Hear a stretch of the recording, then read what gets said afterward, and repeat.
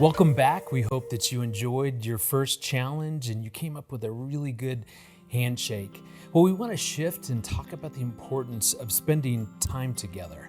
Certainly we're all busy, we have a lot going on, and this can be really hard. I know it is for us, but Aaron and I certainly try to, as best we can, prioritize date nights. I remember one of my very favorite date nights happened, there was a new sushi restaurant that opened up near our house. And remember, we were so excited to go. Sushi heaven. Like, as all you can eat, as much as you wanted. So we say that again, all you can eat sushi. So off we went on our date night. We were so excited, and we just ordered everything we ever wanted. And soon we began to slow a little bit with our eating because we were getting full. We finally at the end just said, you know what, we've got to tap out, and we asked for a to-go container for all of our leftover sushi, only to be informed that not only could we not take it with us, but we had to pay for anything that was left on our plate.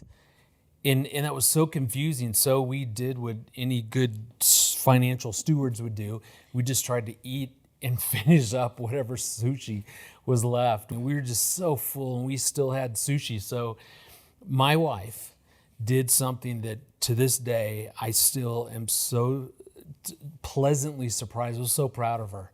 Well, I don't know if it was just me. I think he participated too.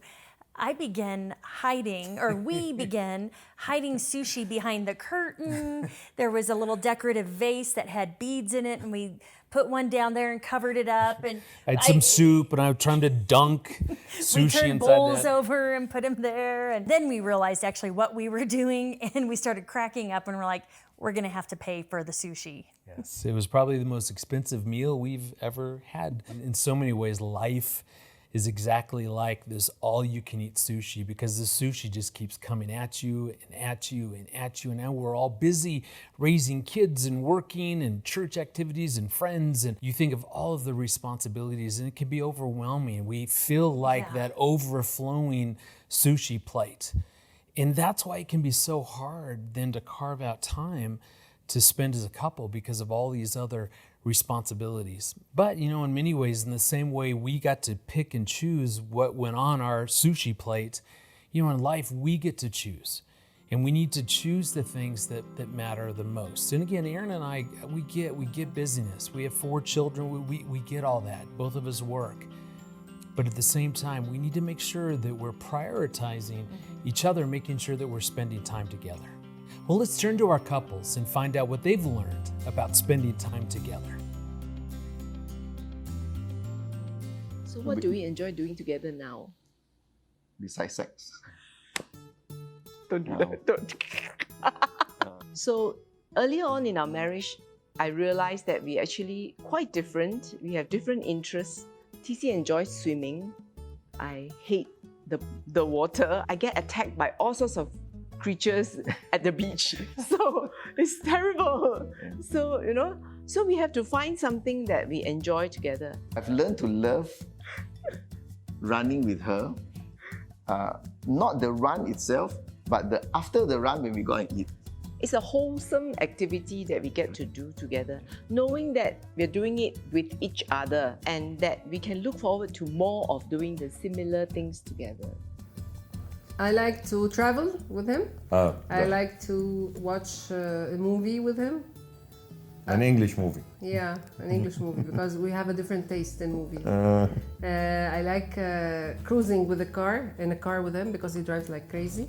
I started to kind of like it, and all the other things we don't do it together. we are totally different people. Yes. We are totally different. I think one of the great joys that probably we have now is, and I think we're discovering this more and more, is our children, like being with our children, and that they're old enough now we can do family outings and even little family walks and things like that.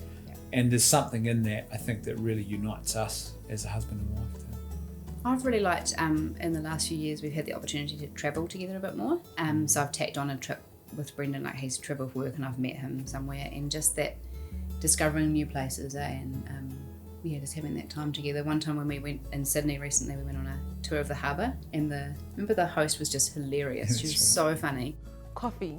Yeah. We like going on coffee dates. I think drinking coffee together rather than eating a meal, you talk more. When you're eating, you eat and you talk less. But with coffee... Your mouth is preoccupied. Yeah, with coffee, we get to have so much more conversation. I think it was a decision that we took earlier on in our relationship where we decided to have one car so that we spend more time together, because I felt like every time you have your own car, oh, you go to your way and I go my way.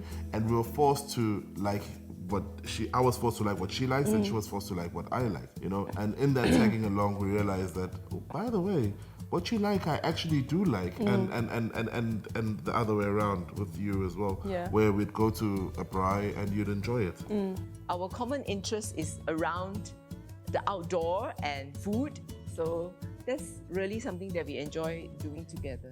So in Malaysia, we have this term called jalan-jalan cari makan, and that's what we enjoy doing. Yeah. I like to serve with him as well.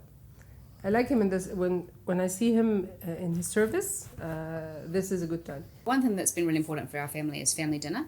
So that's always been a kind of non-negotiable ever since even before we had kids. Just sitting down together, you know, most nights, like minimum 6 out of 7. When you were working the job before this one, he was coming home at odd hours of the morning. On the few times that he was home, it's either he's sleeping or when he's up, he wants to connect with the family, his mom and everyone, because that's who he is. And I felt like it put a lot of strain on our marriage. I really felt like I missed him, like we were growing but not together, like separately. And I was actually pregnant at the time, so yeah, he wasn't home a lot, and I was like, yeah, it wasn't a good time for me. But thank God it wasn't a long period of time. It was about less than a year.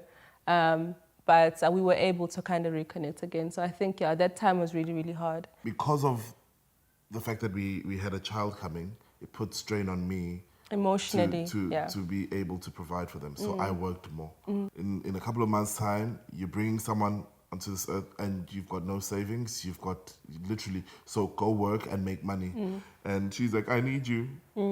And then when you do have money, oh, by the way, I feel like hot wings. And then you're like, hello, we need to save. And like, I remember I would even ask him to walk with me to the bathroom, just because I was so needy because he was hardly there. Should wake up at 2 o'clock in the morning. Have and to I said, go please to the walk loo, with me. and should wake me up to walk her to the loo. And I'm like, Yeah. somebody pray for me. When our son was born, and it was our first baby, and we were tired, and we had a long time of not being out or anything. We finally got the courage to leave him with my mom. For one night. For one night, complete night. And she told me, guys, just have fun and go. So we went eating and we went to this sushi place and we had fun and we were laughing. It was the time of our lives. When we arrived at our house, we were so relaxed that we looked like we were drunk. And we couldn't stop laughing. We couldn't get out of the car. We couldn't even open the door. And I remember we just hugged each other and went right to sleep. I think that was the best time we've had. Yes. I think too, you've got to prioritize that being together.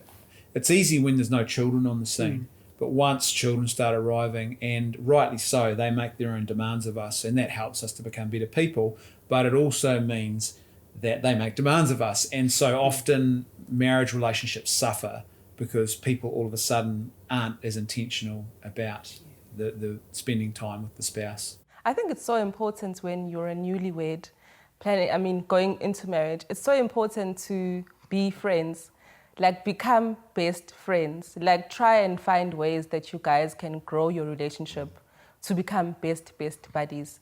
I think if that's your mentality, marriage becomes fun. I think it should be fun. It shouldn't be something that's just the serious thing, It should be fun. I'm a pastor. It's easy to get over schedule on ministry. And I used to do that. My ministry was my priority over my family. And I ignored Pamela and a lot. And that really hurt our relationship a lot. Jason is a very good father, and and I am a very good mother. So we fell into a routine of being parents but not being spouses. And I ignored him just to take care of all the attention that our kids needed. and he did the same. Thank God we realized that we were doing that, and again, we asked for help. And we corrected what needed to be done, set priorities straight, set our marriage as a priority before being parents. And it's been a good decision. There's some things that you do when you're engaged that you should keep doing once you're married. For example, trying to conquer your spouse's heart every single day. I think it's basic. It's something that we cannot ignore, or we cannot have excuses for not spending it, because all of us have excuses. But creating a time is doable. It's something doable. We just have to be oriented to do it. You're never too busy to spend time with the people you care about. Okay, so here's your second challenge. Think about one of your most favorite date nights that you've ever had with your spouse. Talk about it, and then go ahead and start planning another date night similar to it. And we'd love to hear from you and love to see pictures. You can share those with us using the hashtag Perfect10Marriage.